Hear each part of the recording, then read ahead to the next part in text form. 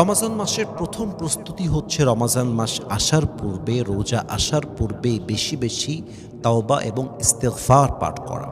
অনেকে ভাবে যে রোজার মাস আসলেই মনে হয় অটোমেটিক্যালি আমার সিনসগুলো, আমার যে গুনাহ আছে এগুলো মনে হয় অটোমেটিক্যালি ক্ষমা হয়ে যাবে। But in actual fact it's not like that. Ramzan মাস আসলে সাধারণভাবে আল্লাহ তাআলা বান্দার গুনাহকে ক্ষমা করে দেন, এটা সত্য।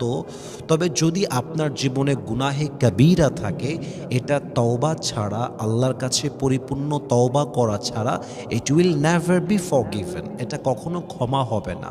কথার কথা আপনি সুদের সাথে জড়িত ছিলেন, কথার কথা আপনি জেনার সাথে জড়িত ছিলেন, কথার কথা আপনি অবৈধ ইনকামের ভেতরে আছেন। এমন কিছু সেনসিটিভ গুনাহ আছে যেগুলোকে গুনাহে কাবীরা বলা হয়। এই গুনাহগুলো জাস্ট রমাজান মাস আসলেই ক্ষমা হয়ে যায়, ব্যাপারটা এরকম নয়। বরং এগুলো গুনাহের জন্য আল্লাহর কাছে তওবা করতে হয়। আল্লাহর কাছে খাঁটি দিলে তওবা করার পরেই আল্লাহ তাআলা বান্দাকে ক্ষমা করেন। আর যেহেতু রমাজান মাস সামনে আসছে, এজন্য আমরা সকলেই সবসময় পাঠ করব আস্তাগফিরুল্লাহ আস্তাগফিরুল্লাহ আল্লাহুম্মা গফিরলি। এই ইস্তেগফার আমরা বেশি বেশি পাঠ করব। হতে পারে আমাদের ইস্তেগফারের মাধ্যমে, তওবার মাধ্যমে, রোজার মাধ্যমে রমাজান মাসের ওয়াসিলা করে আমাদের গুনাহকে ক্ষমা করতে পারে একজন। বলেন সবাই, তিনি কে?